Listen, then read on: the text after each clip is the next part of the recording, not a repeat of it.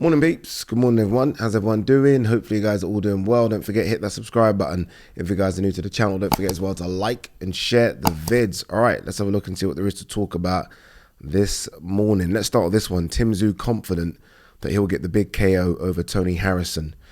Not long to go. We'll soon find out, right? This fight's 12th of March. Look, this is a step up for Tszyu. This is a big step up. No disrespect to the Dennis Hogans of the world, and who else has he fought? Steve Spark. This is Tony Harrison, former world champion, who's got some good names on his resume, including the current undisputed 154-pound king, Jermell Charlo. Look, I favour Tony Harrison in this one, but I don't know. I mean, what's left? What's left? I mean, Tszyu is I was going to say the young upstart. He's not exactly young. He's 28, but he's almost new at the top level in this division. So, look, I mean, he's at home. He's the bookie's favourite. But for me, Tony Harrison still has a bit left in the tank. And I think Tony Harrison's going to get the job done.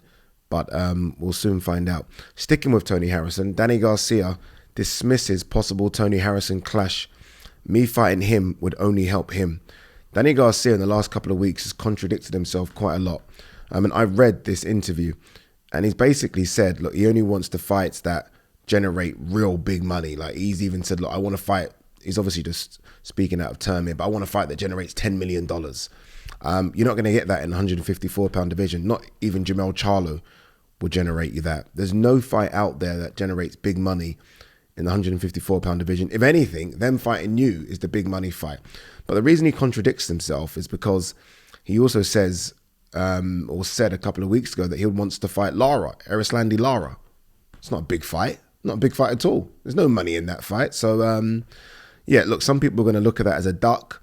I mean, I could never accuse Danny Garcia of ducking. I remember before people used to say like he cherry picks. I mean, when you look at his CV, it's a strong CV. I mean, any CV that has Keith Thurman, peak Sean Porter, Errol Spence on it as well, Amir Khan, Lucas Matisse, I can't accuse you of ducking, but I don't know what he's going to do in the 154-pound division. I'm not quite sure what name he's waiting for, but I actually think at this stage of his career, Tony Harrison's a bigger fight than Lara, especially if Tony Harrison beats Tszyu. That's just what I think. Hearn on signing Broner. I think he would struggle to accept my offer. He's not the draw he once was. Yeah, I did a video the other day saying, let's make Broner versus Conor Benn. And I agree with Eddie Hearn here. He's just not that guy no more. I mean, there was a time when you thought this guy was the next pay-per-view monster. And he'll look back on his career, Broner, and yes, he made some money. And yes, he was a 4-weight world champion. But this is a guy that could have been the very, very, very top. Like right there. Like, this should have been his generation.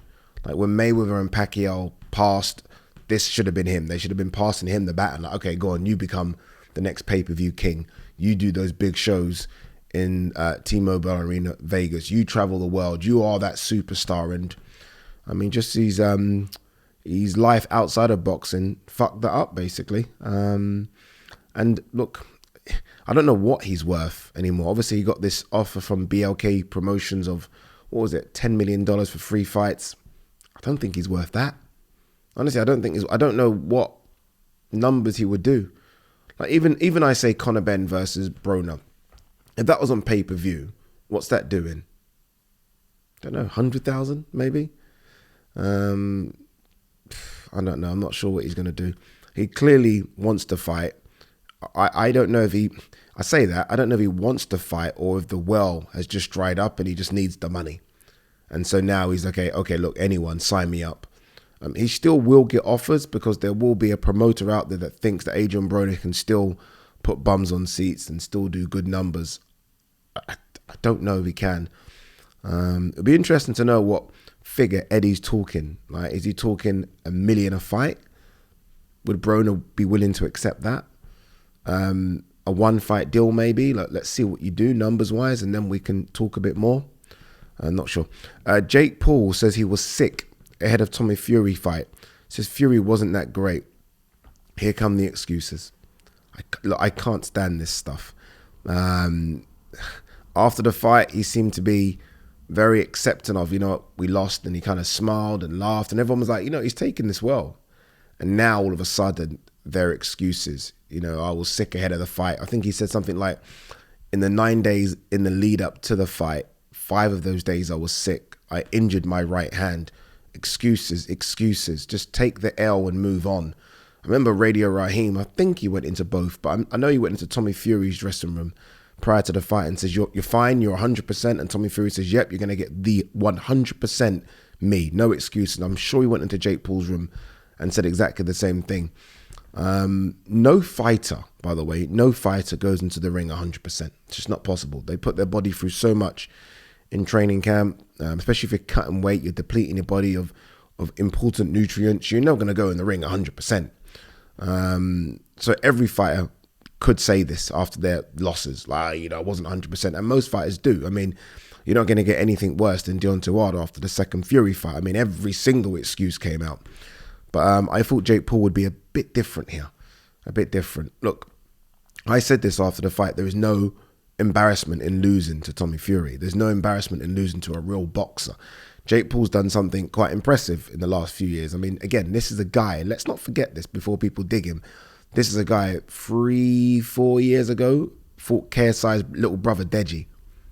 It was 4 years ago, right? He fought KSI's little brother Deji, and now he's fighting a professional boxer. That's incredible. Well, the rest of them are fighting each other, still fighting YouTubers. Don't count KSI's brother Deji fighting Floyd, by the way, but the rest are fighting YouTubers. He tried to step out of that bubble, so there's no shame in the defeat. But don't do what you're doing now, which is make excuses for the defeat. You just got beat. You got beat and that's it, right? Because if he won, it's not like he was going to take the mic and say, yeah, I beat you and I was sick in the lead up to the fight and I still beat you. No, you're going to take the W. So take the L, move on, reevaluate what you want to do. Do you want a rematch? Is there a rematch clause in it? I'm not quite sure. One thing he should do, though, is pay his bet. He was very vocal about this, wasn't he? Like, I'll bet you, what did he say? I'll double your purse if you beat me. And if I beat you, I don't pay you anything. Obviously, Tommy Fury was a bit hesitant to do it. John Fury was like, yep. And they shook hands on it. And I believe Derek Chisora has got a contract. That was both signed, by the way, signed by both. Pay up. Pay up, my man. Come on, let's do it. Let's not be like that. Pay up. A bet's a bet. But yeah, stop the excuses, please. Gervonta Davis, Ryan Garcia, rematch clause favors Davis in contracts for April 22nd pay-per-view fight. I don't like rematch. I hate rematch clauses. It's the one thing in boxing that I don't like, especially in this instance. It's not a title fight. What are we doing? Why is there a rematch here? Like, there doesn't need to be. Like, once this fight's over, again, in the division, in and around that time, we should be seeing Haney versus Loma. Shakur's fighting end of the month or next month. So let's all move on. Let's all rematch clauses.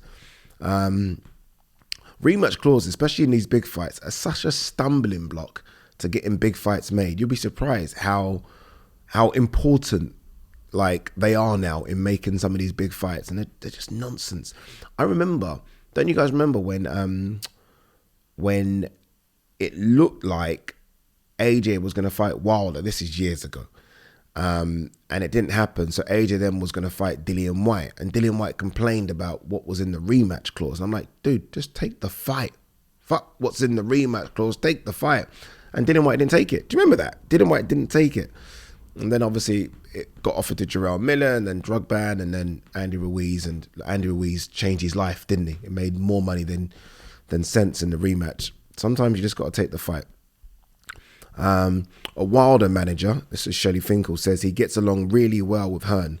Says he still never delivers Joshua. What does that mean? He still never delivers Joshua.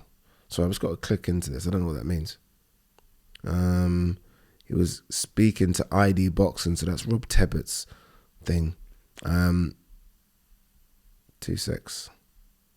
I'm not quite sure what he means by that. Okay, he's basically trying to say that he's tried to get this fight done for 5 years, and it's not because of outside. Okay, so they're basically trying to say that Eddie Hearn just isn't willing to play ball on that fight. I don't believe that for a second. I think we know that he's tried to make that fight. whether or not he wants it now is another thing, right? Maybe right now they're like, no, we don't need that Deontay Wilder smoke. But don't tell me in the past that they didn't try 100%. I remember Eddie even removing himself from the equation because he thought he was a problem because of all the back and forth, calling Shelley Finkel Shirley Winkle. Remember all that? So Eddie removed himself. John Skipper, who was at DAZN at the time, actually sat on the table with Wilder and Shelley Finkel, and they thought it was going to happen. So there has been times when they've tried to make this fight happen. Now, obviously, isn't the right time. Hearn says he wants Conor Benn to return in June, possibly apply for foreign license. I've seen Conor Benn sort of put up a few things on his social media saying back soon, fight news soon. He's fighting soon. Look, he's not going to get his license from the British Boxing Board of Control now. That's just not going to happen. I will say this, and this isn't in defense of Conor. This is just my own sort of take on this whole matter. Reading Conor Benn's statement, his lengthy statement, the WBC are not fit for purpose. Not fit for purpose as an organisation. How they've handled this situation, and now it almost seems as like they've handled it, said what they want, and just ran away. Because Mauricio Suleiman isn't answering any questions on it. People tried to get him. He was in Saudi Arabia. He's not really answering. It's like he doesn't know the answers. How they've handled this situation is just poor. Because their statement made it almost sound like Conor Benn said, or Conor Benn's team sent over proof that he had eggs, and the eggs were the reason for the clomiphene, whereas Conor Benn didn't mention anything about eggs. They've asked for his nutritional sort of what he's been eating for the last whatever in the camp, and they've made the decision that it was eggs. But that statement made it seem like Conor Benn's team have said, yeah, it must be eggs that's in our system. There's a lot of holes in the WBC's running of this and ruling of this. So many holes. And hopefully one thing that this can do is sort out those holes and fix them. But again, I don't think they can, because I think the WBC is a joke of an organisation, an absolute joke. Going back to Conor Benn, yeah, look, I don't think his next... He'll fight again in the UK. He will. It's going to happen. But I don't think his next fight is going to be in the UK. I don't think his next two fights are going to be in the UK. I don't think he'll fight this year in the UK. I think it'll be in the Middle East. I think Eddie's mentioned America. They've obviously got shows in Australia. That's where he lived and was brought up. So they've got options. But yeah, I think the WBC need to really think about what they're doing. What's this? Zhang Zhilei looks forward to testing the chin of Joyce. Oh, he will test it.